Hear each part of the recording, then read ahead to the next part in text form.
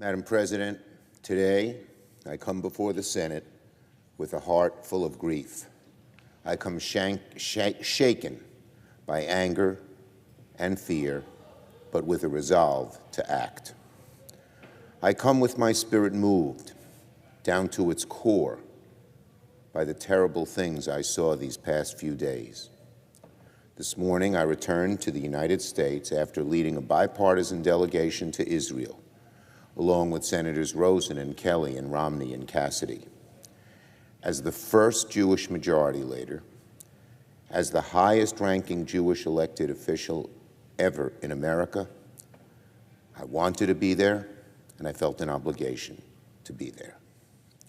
It was a trip I'll remember for the rest of my life, a visit to the only Jewish state on earth facing one of the darkest hours of its 75-year history. Probably the darkest hour. We traveled to deliver a simple and unmistakable message. We, the American people, stand with the people of Israel in this moment of need. We said to the people of Israel, we have your back. We feel your pain. We ache with you. And in the coming weeks, the United States Senate will do everything possible to help Israel eliminate the threat that Hamas presents and help Israel in every way we can. I thank my colleagues who joined me on this important trip. I thank everyone who will be traveling there this coming weekend. Right now, our presence means the world to Israel. They were so gratified that American senators came to stand with them in their moments of grief and sorrow. It was clear that just being there made a tremendous difference and boosted their resolve. We had very productive meetings with a whole range of Israeli leaders, including Prime Minister Netanyahu, National Unity Party Minister Chairman Benny Gantz, Defense Minister Gallant, President Isaac Herzog, Opposition Leader Yair Lapid. But the most memorable meeting was with 12 families of the hostages. There they were, sitting there, wondering what was happening to their mother, their sister, their brother, their baby in the hands of these brutal terrorists. Nothing prepared us for the overwhelming grief we felt talking to the families of the hostages and sharing their deep pain. There was not a dry eye in the room. Many of these people didn't know if their relatives were dead or alive. Some of them said, I wonder which is better.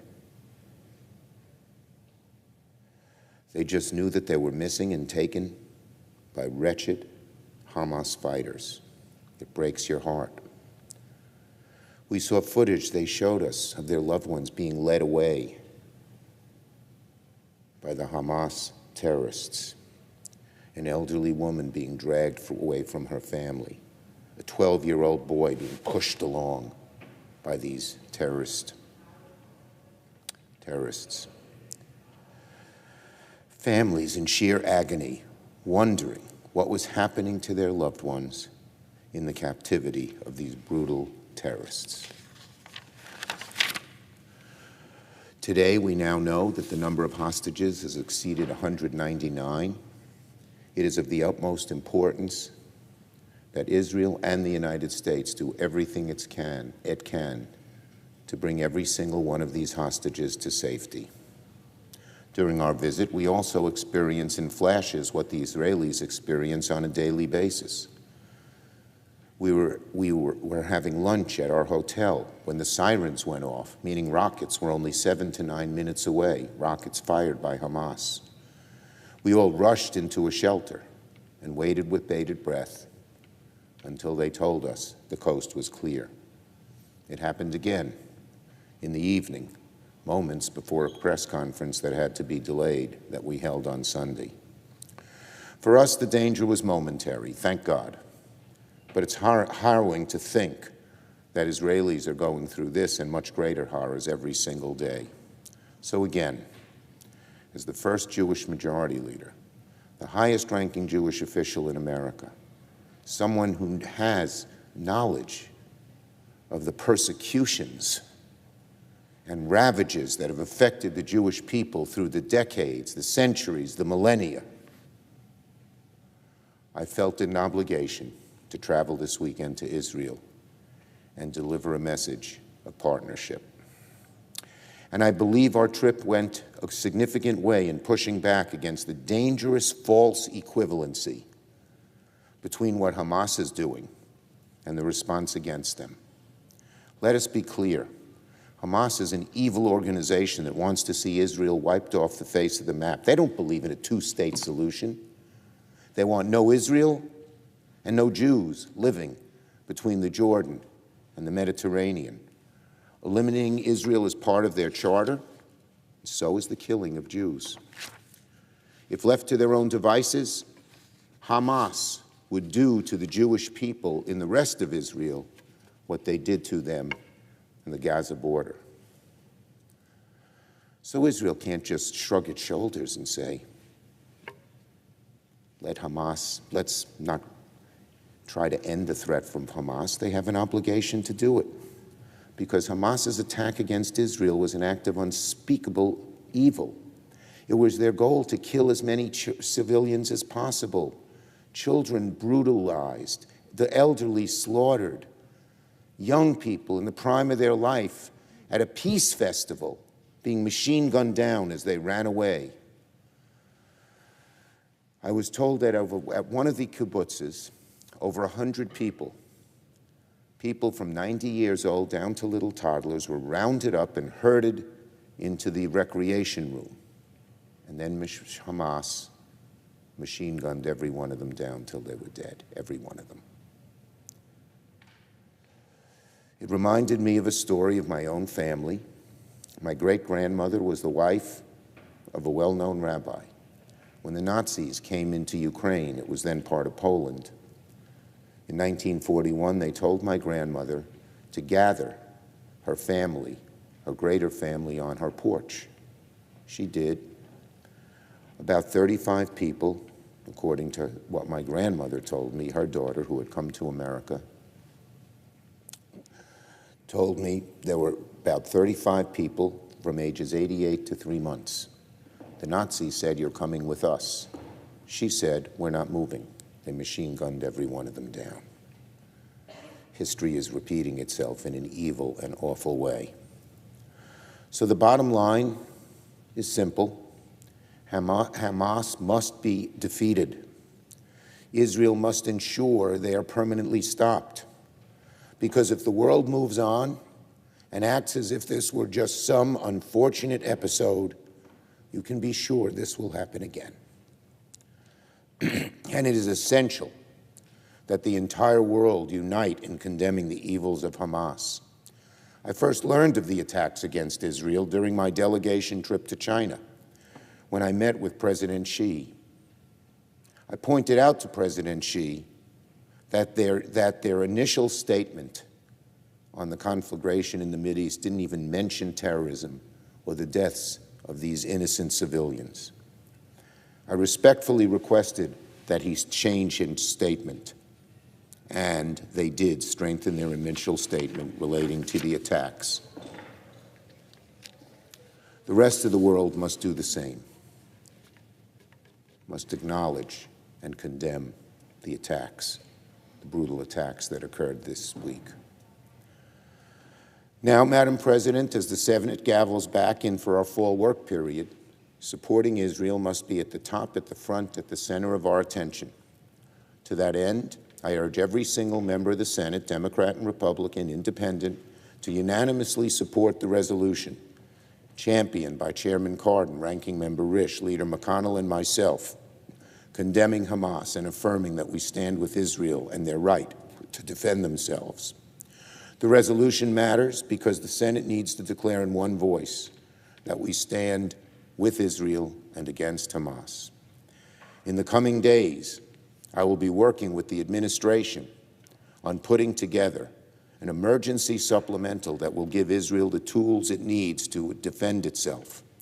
That means military assistance, intelligence assistance, diplomatic assistance, and humanitarian assistance to care for innocent civilians. We want to move this package quickly. The Senate must go first.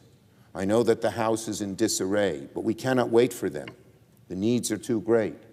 And if we pass a strong package with strong bipartisan support, it will importune the House somehow or other to act, despite the morass they are in. It's also very important, Madam President, that we not only provide the military and intelligence support Israel needs, but that we provide humanitarian assistance to aid civilians impacted by the violence. During my meetings with Israeli officials, my colleagues and I strongly echoed the administration's urging that Israel follow the rule of law and do everything to minimize civilian deaths. Israel has a very difficult task: to eliminate Hamas, save the hostages, but also minimize civilian casualties, which is a difficult task, but one that Israel must and does strive to live up to. We are not like the evil militants of Hamas. Israel is not. In America and in Israel, the countries must hold themselves to a higher standard. It's part of who we are as democracies. So this package must move quickly, a package of military aid, the necessities that Israel needs. We talked to the leadership of Israel about what they need, and it will be in this package. Intelligence aid, to make sure we share intelligence in the best way possible. Diplomatic aid, to make sure that the nations of the world stand with Israel. And humanitarian aid, to make sure that civilians are given the help that they need. We must move this package quickly. We must also move to confirm an ambassador to Israel as quickly as possible. The President has already sent us a capable and strong nominee in Jack Lew, who will come before the Senate Foreign Relations Committee on Wednesday. I urge the committee to approve Mr. Lew as soon as possible, without any costly partisan delays, so we can bring him to the floor and confirm him with all due haste. We dealt very closely in our trip with so many people in the embassy, including a wonderful charge d'affaires. But it's obvious that they really need an ambassador now more than ever. Mr. Lew has proven himself a strong public servant, a ferocious ally of Israel, so delaying him would be egregious at a time like this. We must move him quickly, and I hope we will. Finally, as the conflict evolves in the coming days and weeks, my office will work with the administration to ensure the Senate remains fully updated about the situation at all times. For the information of the Senate, we'll hold an all-senators classified briefing this Wednesday, October 18th at 3:30 p.m., provided by the Secretary of Defense, the Secretary of State, the Chairman of the Joint Chiefs, and the Director of National Intelligence. It is essential that we hear what is going on from our top leaders. Madam President, the coming weeks will be an immense challenge, not just for the people of Israel, but for all of us in Congress as well.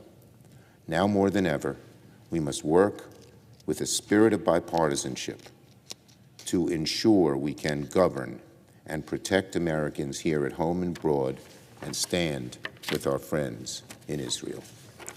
The moment is a test for all of us, a test for our ability to work together, a test for our resolve to stand with our friends, a test of our resolve to fulfill our fundamental duties to the world. Let us not squander this consequential moment. And to the people of Israel, Eretz Avachalav, a land of milk and honey, let me close with this. We will be by your side. Your burden, we will not allow you to bear this burden alone. Your burden will be our burden. Your grief is our grief.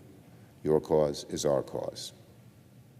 May the memories of the dead be a blessing and a source of strength to all of us as we navigate the road ahead. I yield the floor.